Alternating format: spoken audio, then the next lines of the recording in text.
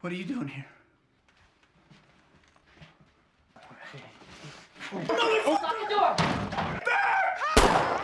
It all begins one October morning in 2007 in the clean, disciplined brutality of a Marine training camp. The air smells of sweat, metal, and dust. Barely 4 days pass before Captain Sam Cahill receives his deployment orders. That night, alone under a cold light, he writes a letter. Every word weighs a ton. Every sentence is a declaration of love disguised as a goodbye. He hands it to the major with a steady hand, hoping with every fiber of his being that he'll never have to know whether it was delivered.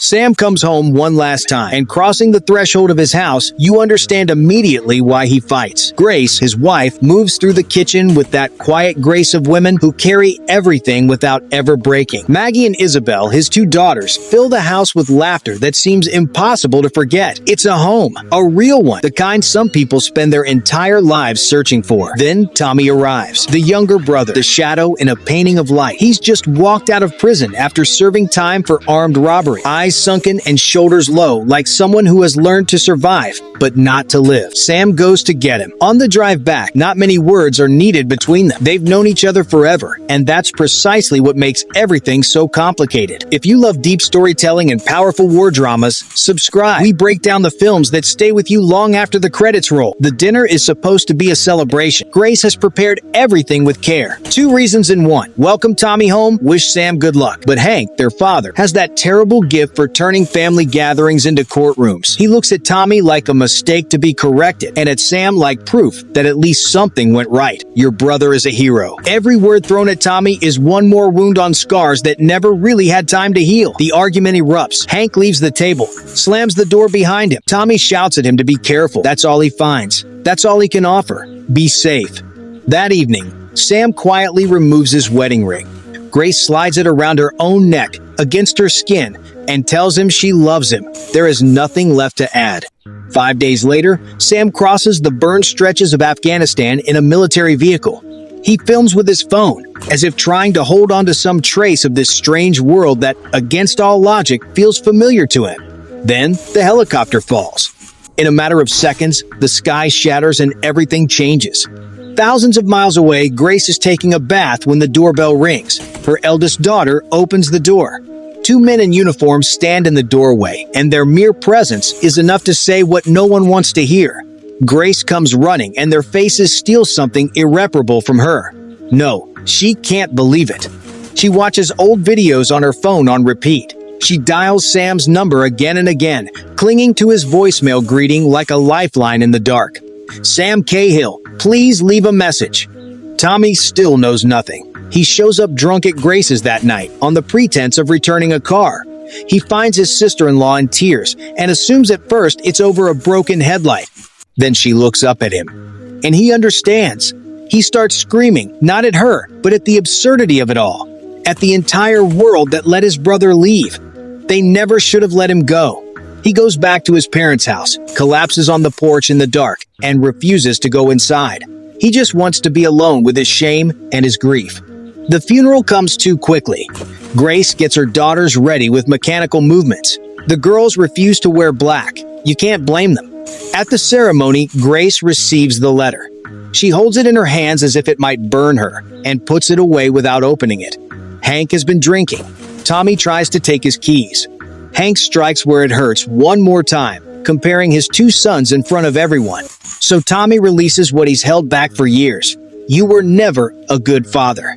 You filled Sam's head with war speeches and never once looked at how he carried them. Hank walks home. No one calls him back. But Sam is alive.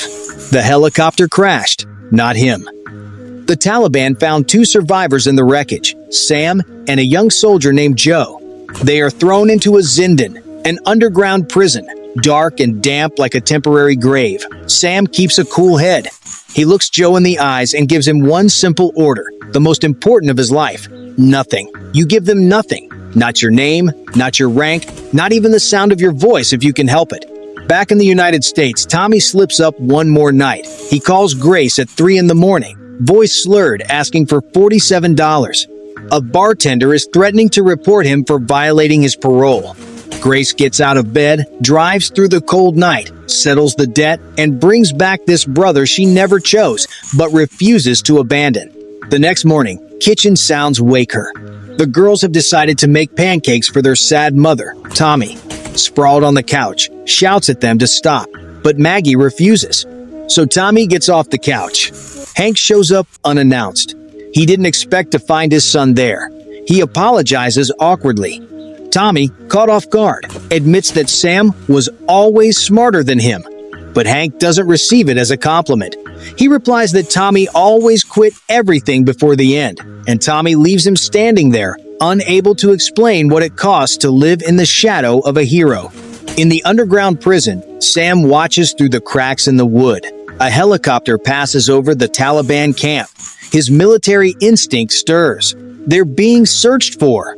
He starts hammering the planks with a stone, slowly, desperately. But a guard arrives, weapon drawn, and crushes everything under an enormous rock. Silence falls again. Tommy, meanwhile, remembers a remark his father made about Grace's run-down kitchen. He calls his friends without warning and starts the renovation. 2 months pass. In the prison, Joe is unraveling. He accuses Sam of having saved him only to condemn him to a hell worse than death. Sam holds on. He repeats it endlessly.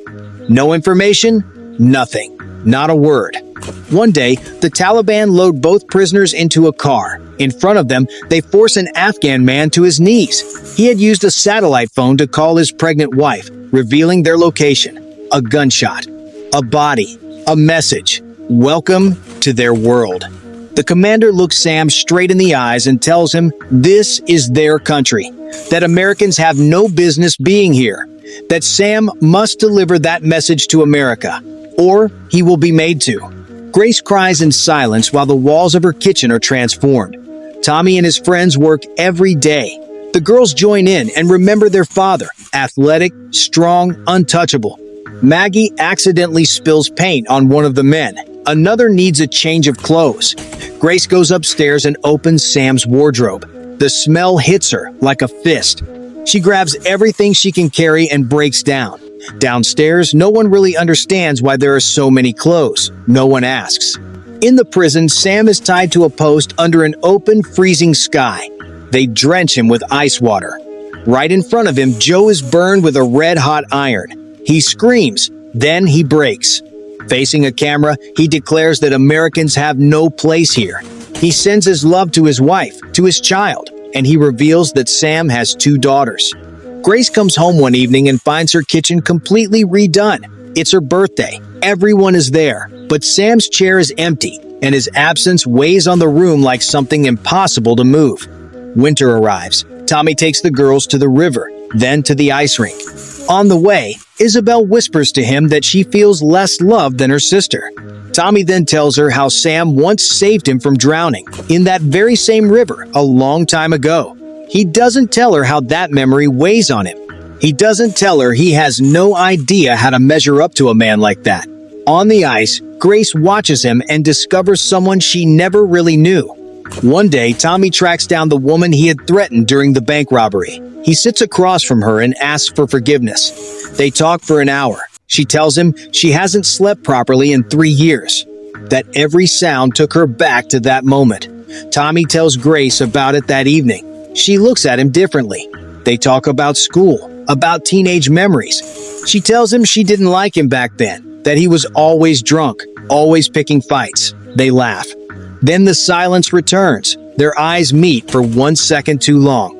And the kiss happens before either one of them has decided anything. Grace stands up. She needs air. Tommy leaves in tears. All this time, the letter stays in the drawer, sealed, untouched. In the prison, a metal pipe is placed in Sam's hands. The order is clear. Joe has told them everything. He has become useless, burdensome, dangerous. Kill him or we kill you. Sam throws the pipe down first, so they say his daughters' names. They know everything, and if it's not him, it will be them.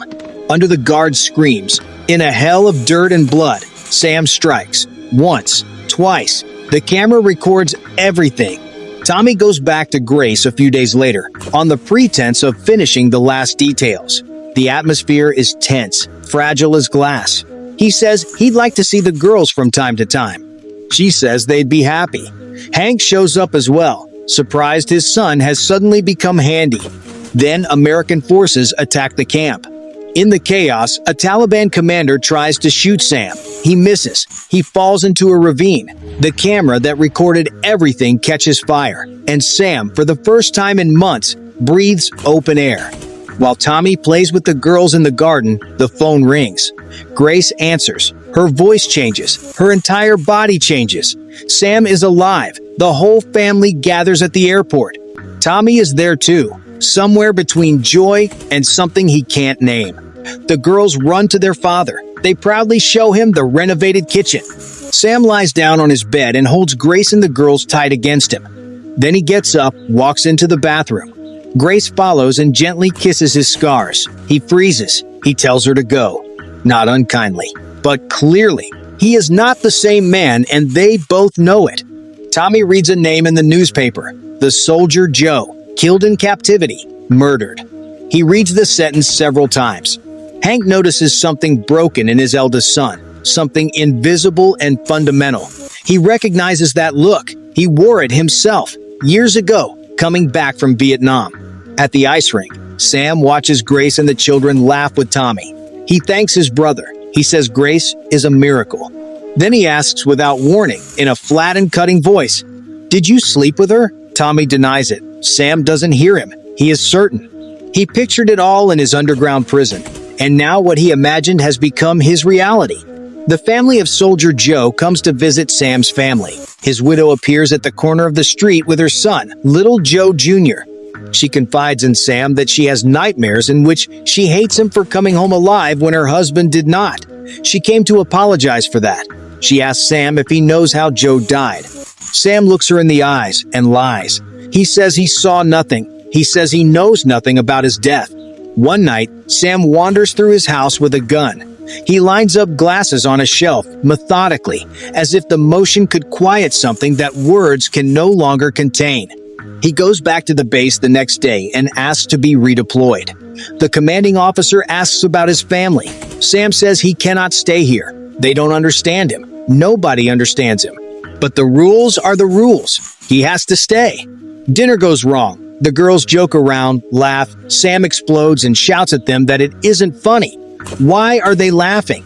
Grace puts a hand on his arm. He leaves the table. Isabel asks when Uncle Tommy is coming back. Something in the way she says it tears the room in two. Grace wants him to talk to her about Afghanistan. Sam wants her to talk to him about Tommy. Nothing happened. I thought you were dead. That isn't enough for him. He gets up and drives into the night to stand at a grave. Joe was 21 years old.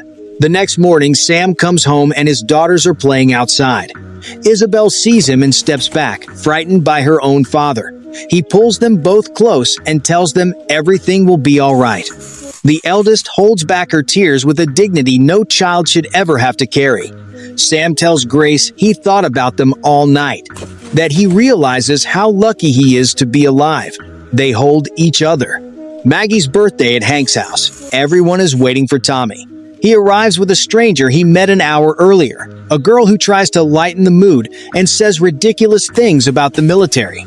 Sam tenses. The girls get restless. Isabel deliberately squeaks a balloon to disrupt the adults. Sam calls her out.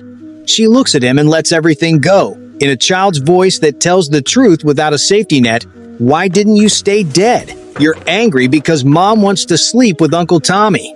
They're always together. A leaden silence falls over the room. They drive home without a word. Before going to bed, Isabel apologizes to Grace. She knows it isn't true. She just doesn't love her father. She prefers Tommy. Maggie whispers, "Me too." In the living room, Sam hears it.